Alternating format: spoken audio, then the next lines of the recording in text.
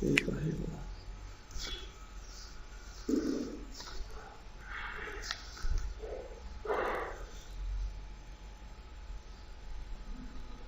ठीक है जी, कंट्रोल जे करते हैं हॉट की है, स्कॉट टाइगर ओवर सी। एग्जिस्टिंग फॉर्म को ओपन कर लें। ओपन एग्जिस्टिंग फॉर्म जो बनाया है, सोर्स क्या है उसकी, FMB जो हमने बनाया है वो क्या, किस नाम से बनाया है, मास्टर डिटेल 2। ठीक है, ये इसका फॉर्म बना। अच्छा, जब ये मास्टर डिटेल फॉर्म बना ना, उसने ऑटोमेटिक जो कुछ कोड इंप्लीमेंट कर दिए मास्टर डिटेल के। ये देखें, ये आपका मास्टर ब्लॉक, उसमें रिलेशन एक ऑब्जेक्ट बना हुआ है। जो सर हम पहले चूज करते हैं वो हमेशा पहले मास्टर ब्लॉक में बनता है। हाँ, पहले मास्टर ब्लॉक। और दूसरा जो कि अच्छा हम इसको नहीं बना सकते, अगर चेंज करना चाहे मास्टर वो हो सकता है। ये पहले देखें, ये आपका मास्टर ब्लॉक बना हुआ है, उसके अंदर क्या बना हुआ है, रिलेशन बिल्ड बना हुआ है। और आप इस पर डबल क्लिक करेंगे, देखें उसकी प्रॉपर्टी मुझे ज्वाइन लगाओ। ठीक है, तो ये आपका मास्टर ब्लॉक, ये उसका डिटेल ब्लॉक, ये उसने विजर के नाम खुद ही सारा बनाया है और खुद ही उसने ये कोड या ट्रिगर का कोड लिखा है, इसको ट्रिगर बोलते हैं। आगे जाकर हम पढ़ेंगे, लेकिन ये कोड उसने ऑटो जनरेट किया है। कुछ देखिए, उसने एक प्रोसीजर अंदर कॉल किया हुआ है PL SQL का, वो इधर ही बना है टूल साइड पे। ये उसने 3 प्रोसीजर्स बनाए हुए हैं इस रिलेशन को बिल्ड करने के लिए। और उसके अंदर ये देखें कुछ ट्रिगर्स भी इसके अंदर, ये कुछ खुद ही ये सारा उसने ऑटो जनरेट किया है। तो जब आप मास्टर डिटेल फॉर्म बनाते हैं तो वो क्या ऑटो जनरेट करता है, एक तो रिलेशन बिल्ड किया, उसके प्रोसीजर बिल्ड किए और इन प्रोसीजर को इन ट्रिगर्स के अंदर कॉल किए। ये सारा उसने ऑटोमेटिक किया। प्रोसीजर किस चीज के लिए होते हैं? प्रोसीजर्स होते हैं कि ये जो आपके स्टेप्स जो होते हैं उनको एक प्रोग्राम बना लेते हैं ताकि आप एक मिनट, ठीक है बात, लेकिन सर वो तो लेकिन ये किस वजह से डायरेक्ट कॉल नहीं कर सकते प्रोसीजर के बगैर? इसका मतलब वो आप डायरेक्ट कोड लिख सकते हैं। अब देखिए ना, एक प्रोग्राम आपने बनाया है, वो प्रोग्राम 10 जगहों पे यूज होना है। तो एक जगह कहा है कि वो आप उसका प्रोग्राम एक प्रोसीजर बाय नेम नहीं आप नहीं बनाते, वो 10 लाइनों का कोड जो है वो आप 10 जगहों पे यूज करते हैं, बार बार गलती के चांस हो जाए। तो क्यों ना आप एक बाय नेम एक प्रोग्राम बना लें, ठीक है, उन 10 लाइन्स का कोड का एक नाम दे दें और उस नाम को जहां जहां आपको रिक्वायर्ड है वो प्रोग्राम, वहां उसका नाम कॉल कर लें। ठीक है सर। ये जैसे देखें ना, ये आप जैसे मिसाल के तौर पे इसका नाम क्या है इस प्रोग्राम का, क्लियर ऑल मास्टर डिटेल, जो कॉल किया हुआ इसने। ठीक है, अब क्लियर ऑल मास्टर डिटेल जो है प्रोग्राम, ये है, ये अब ये जो ये सारा कोड लिखा है, बॉडी या जो इस पे ये किधर जनरेट हुए हैं, कैसे? ये सारा फाइल के अंदर, फाइल के अंदर ही है, ये सारा कुछ फाइल में। ये देखिए, ये सारा उसने जनरेट किया है कोड, ये सारा उसी ने कोड जनरेट किया है। आपने सिर्फ खाली क्या किया है, उसको इधर खाली कॉल किया है, ठीक है बस। अब आप इसी नाम को और जगह भी कॉल कर सकते हैं। अब ये हो कि आपको हर जगह जब कॉल करेंगे तो ये सारा कोड बार बार नहीं लिखना पड़ेगा। कल को जब आप चेंज करेंगे, यहां चेंज करेंगे, जहां जहां कॉल पड़ी होगी वहां चेंज हो जाएगा। ठीक है, ठीक हो गया। तो यहाँ पे मतलब एक प्रोसीजर बनाता है अपने डिजायर, उसको ट्रिगर लगा देता है फायर होने के लिए। हाँ, उसको बार बार कॉल करता है, जैसे कहीं और भी उसने कॉल किया होगा। जब फॉर्म चलाओ तो अपने आप ट्रिगर वो प्रोसीजर रन करता है। एग्जैक्टली।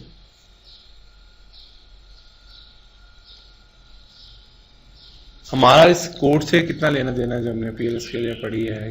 वो आगे जाके होगा, ये तो हमारा इस कोर्स से कोई लेना देना नहीं है, क्योंकि ये हमें मैनुअल भी हाई एडवांस फॉर्म में हम मैनुअल लिखते होंगे। हाँ, है ऐसी पॉसिबिलिटी? हाँ, लेकिन ये जो इसने बना दिया उसमें हम क्यों करने वाले को, ठीक है, ठीक है, क्योंकि ये उसने अपना रिलेशन बिल्ड करने के लिए उसने बनाया है, तो ये खुद ही इसको यूज करता है। ये सर रिलेशन बिल्ड करने के लिए बनाया कोड? हाँ, रिलेशन बिल्ड करने। अच्छा, फिर ठीक है। मैंने कहा इंडिपेंडेंट फॉर्म को रन करने के लिए नहीं, ये उसने दोनों ब्लॉक के दरमियान रिलेशन बिल्ड, जब रिलेशन बनाएंगे तब वो खुद अपने प्रोसीजर बनाएंगे। ठीक है, इसके अलावा जो मैनुअल रिलेशन बनाते हैं उसमें भी खुद बनाता है ये प्रोसीजर जी। मैनुअल कोई रिलेशनशिप बनाते हैं, हाँ, उसमें भी बनाएगा, उसमें भी बनाता है। यानी कि जब वो आप कह रहे हैं कि अगर बैकएंड पे प्राइमरी फॉर्म की ना हो, हाँ, तो तब भी। अच्छा, बैकएंड पे कुछ टेबल इसका बना हुआ है, वो मैंने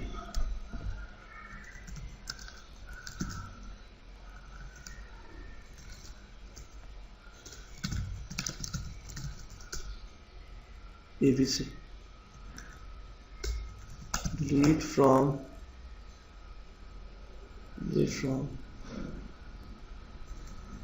M insert into ABC। So backup रखा हुआ था, टेबल में रिकॉर्ड नहीं था। ठीक हो गया। तो अब इसको रन करके देखते हैं।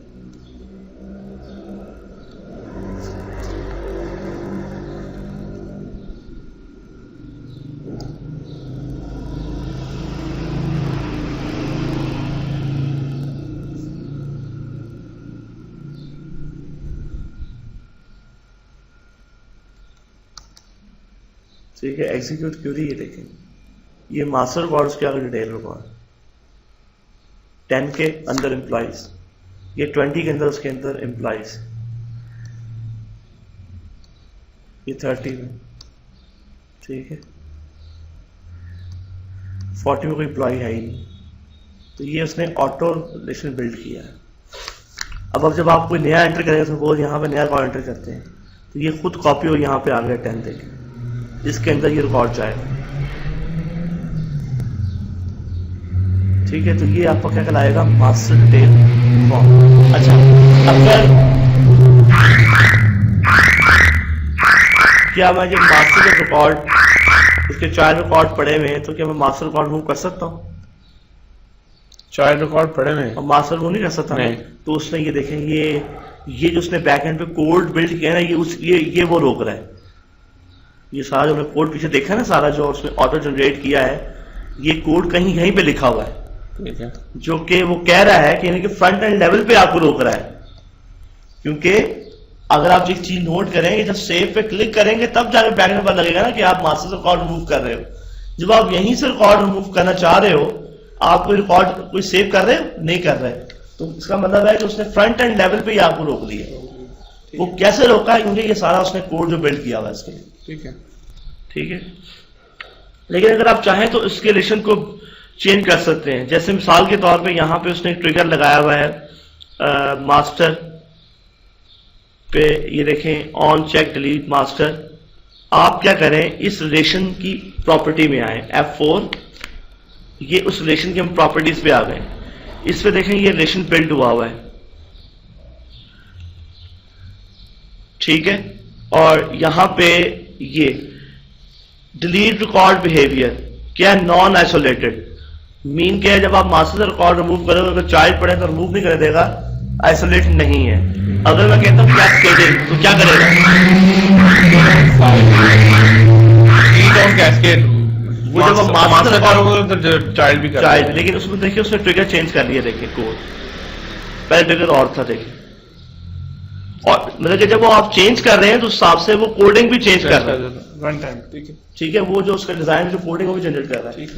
और अगर मैं कहता हूं आइसोलेटेड, तो इससे क्या होगा, इससे ये होगा, देखिए इसने फिर कोड चेंज किया, कल यही रह गया कि उसमें चेक ही नहीं करेगा। आप चाहे मास्टर रिकॉर्ड मूव कर दो, चाहे हाँ पड़ेगा, आप करने देगा। ठीक है, तो ये खुद ही सारा बिल्ड कर रहा है। अच्छा, कुछ और भी प्रॉपर्टीज हैं इसकी, उसको मैं वापस कर देता हूं। उसका रिलेशन डिफॉल्ट, यहां से आप क्लिक करें कि डिफॉल्ट क्या था, इस बटन पे क्लिक करते हैं तो डिफॉल्ट आ जाएगा इसका, ये नॉन आइसोलेटेड। अच्छा, बाद में यूजर्स क्या होते हैं कि फॉर्म को क्लियर किया, खाली फ्रंट एंड लेवल पे फारक किया, वो क्या करते हैं, मास्टर को देखे बगैर यहीं पे डायरेक्ट रिकॉर्ड एंटर करता है, डायरेक्ट क्यूरी करता है, या डायरेक्ट यहां पर रिकॉर्ड एंटर करता है, डिलीट करता है, या इंसर्ट करता है। तो ये ठीक तो नहीं है। जब तक मास्टर रिकॉर्ड सामने ना हो, तो उसके अगेंस्ट चाइल्ड नजर ना आए, तब तक रिकॉर्ड ना ही डिलीट हो, ना ही अपडेट हो, ना ही इंसर्ट हो। तो मुझे ऐसे काम करने के लिए मुझे उसको रोकना है। तो फॉर्म के अब कह रहा है कि फॉर्म में चेंजिंग हुई है क्योंकि मैंने एक रिकॉर्ड डिलीट किया है, मगर तो मुझे नहीं करना, नो करना है, फॉर्म बंद हो गया। अच्छा, यहां पे एक प्रॉपर्टी है प्रीवेंट मास्टरलेस ऑपरेशन। अगर मैं इसको यस कर दूंगा तो क्या होगा, जब तक मास्टर रिकॉर्ड क्यूरी नहीं होगा, तब तक चाइल्ड रिकॉर्ड कुछ भी नहीं कर सकते। ठीक है, मैं कंट्रोल टी एस किया, कंट्रोल टी होती है कि उसकी दोबारा से नई एफएमएक्स फाइल बन जाए, क्योंकि यहां जो चलेगी फाइल कौन सी चलेगी, एफएमएक्स फाइल चलेगी। रिफ्रेश किया कंट्रोल टी करके, तो वो लेटेस्ट एफएमएक्स फाइल को चलाएगा और वो फाइलें चेंज करेगा जो सेव की थी। हाँ, अब इसमें क्या चेंज किया था कि आप इस मास्टर रिकॉर्ड को क्यूरी किए बगैर डिटेल रिकॉर्ड को क्यूरी नहीं कर सकते, नहीं करने दे रहा। ना आप कोई नीचे आपको मैसेज भी आ रहा होगा, you can not query record without a save record, क्योंकि ये सारा उसने जो कोड को चेंज कर रहा है ना, जब आपने ये कहा ना प्रीपेड मास्टरलेस ऑपरेशन, तो उसने उसको कोड भी मॉडिफाई किया होगा साथ से, दो पर आपको, ठीक है। इसी तरह आप यहां से कोई रिकॉर्ड इंसर्ट भी नहीं कर सकते। अगर आप यहां कोई रिकॉर्ड इंसर्ट करते हैं तो वो भी आपको, you can not create record without a parent record. तो ये प्रॉपर्टी बड़ी इंपॉर्टेंट प्रॉपर्टी है जो को आपको मास्टर के बगैर एंट्री करने से रोकती है।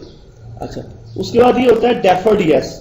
मैंने इसको डेफर्ड, ये मैं किसकी कर रहा हूँ, मास्टर ब्लॉक में जो रिलेशन बना हुआ उसकी, और जो रिलेशन मास्टर ब्लॉक है ना यहाँ डेफ का, उसका रिलेशन जो ऑब्जेक्ट बना हुआ है, मैं उसकी प्रॉपर्टी में आया हूँ, ठीक है। उस रिलेशन का नाम क्या है, मास्टर ब्लॉक, फिर अंडरस्कोर डिटेल ब्लॉक। सर इसमें और डेफर्ड नॉन डेफर्ड वाला कॉन्सेप्ट है कि बताता हूँ आपको कि एक साथ में ट्रांजैक्शन रुक जाए और आखिर में कमिट हो, वो नहीं। मैंने इसको कंट्रोल एस कंट्रोल सेव के कंट्रोल डी दोबारा से फाइल बन जाए, डेफर्ड मैंने इसका यस कह दिया है और एग्जीक्यूट क्यूरी कहा, तो यहाँ पे मुझे नजर आ रहा है एग्जीक्यूट क्यूरी। तो देखें यहाँ पे सिर्फ मास्टर रिकॉर्ड क्यूरी हुआ, डिटेल रिकॉर्ड क्यूरी हुआ ही नहीं है, क्योंकि मैंने इसका डेफर्ड यस कह दिया। क्योंकि अब इससे फायदा ये होगा कि जब आप मास्टर रिकॉर्ड क्यूरी करें, डिटेल क्यूरी नहीं होंगे, यूजर की मर्जी होगी, नीचे कर्सर लाएगा, एग्जीक्यूट क्यूरी करेगा, तब रिकॉर्ड क्यूरी होंगे परफॉर्मेंस वाइज, ठीक है। कि दोनों एक साथ क्यूरी ना होगा टेबल, ठीक है। खाली एक मास्टर रिकॉर्ड क्यूरी हो, अगर उसको डिटेल उसकी चाहिए, नीचे कर्सर लाए, एग्जीक्यूट क्यूरी करें, तब रिकॉर्ड क्यूरी होगा। तो ये इसका फैक्ट है डेफर्ड का। अच्छा, डेफर्ड का एक और भी आगे है, अगर आपने डेफर्ड यस कह दिया है तो ऑटोमेटिक क्यूरी यस कह रहे, इससे क्या होगा, चेंजिंग किया control S control D, control S से सेव हो, कंट्रोल डी से दोबारा एफएमएक्स फाइल क्रिएट होगी। तो यहां पे देखें रिकॉर्ड क्यूरी हुआ, लेकिन डिटेल रिकॉर्ड क्यूरी नहीं हुआ। जैसे मैं नीचे कहीं क्लिक करूं किसी भी टेक्स्ट बॉक्स पे, ऑटोमेटिक क्यूरी हो जाएगा। पहले ये था ना कि नीचे कर्सर लाओ एग्जीक्यूट क्यूरी को, वो मैनुअल था, ये क्या होगा, ऑटोमेटिक हो गया। तो ये है मास्टर डिटेल फॉर्म।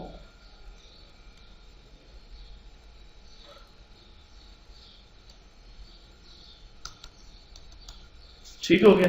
अच्छा, अब एक और बात कि अगर मैं एक फॉर्म बनाता हूं दोबारा से, क्रिएट एक नया मॉड्यूल बनाता हूं, data block tool, data block visit, इसमें मैं उल्टे पुल्टे ब्लॉक बना, पहले मैं ब्लॉक बना देता हूं कौन सा, एम का। ऐसा भी तो हो सकता है ना, पहले मैं बना देता हूं एम का ब्लॉक,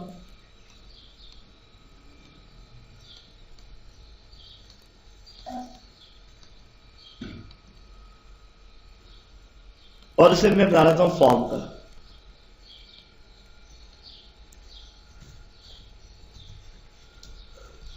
फॉर्म्स का, ठीक है, स्क्रॉल बार नहीं होगी, फॉर्म का ब्लॉक बन गया,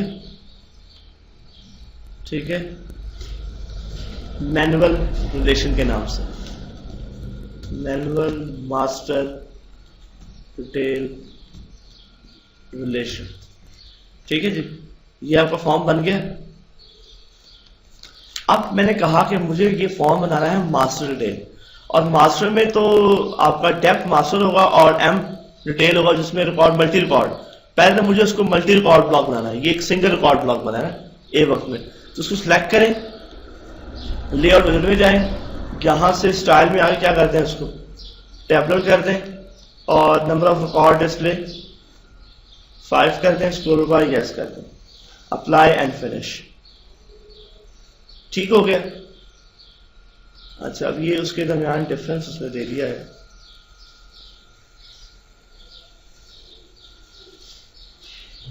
तो डिफरेंस फर्क पड़ेगा,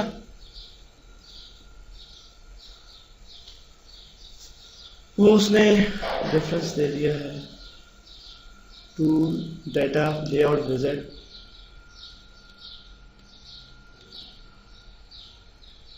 डिस्टेंस बिटवीन रिकॉर्ड्स तो 0 है, लेकिन उसने जो डिस्टेंस बिटवीन रिकॉर्ड दिया वो वर्टिकल दिया है, हॉरिजॉन्टली डिस्टेंस नहीं दिया। तो कोई नहीं, इसकी एक प्रॉपर्टी होगी फ्रेम की, F4 में चले जाएं, आगे आप पढ़ेंगे प्रॉपर्टीज। प्रॉपर्टीज, हर ऑब्जेक्ट की एक प्रॉपर्टीज होती है, हर एक ऑब्जेक्ट की क्या होगी, प्रॉपर्टीज होगी। तो यहां पे प्रॉपर्टी होगी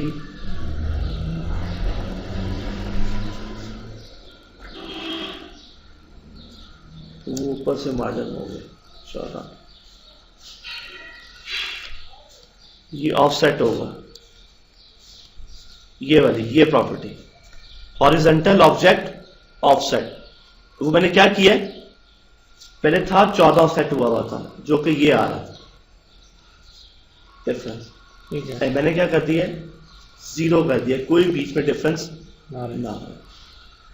ठीक है, तो ये मैंने क्या बना लिया मास्टर। सर ये अगर जैसे बाहर निकल जाए तो इसका नजर नहीं आएगा।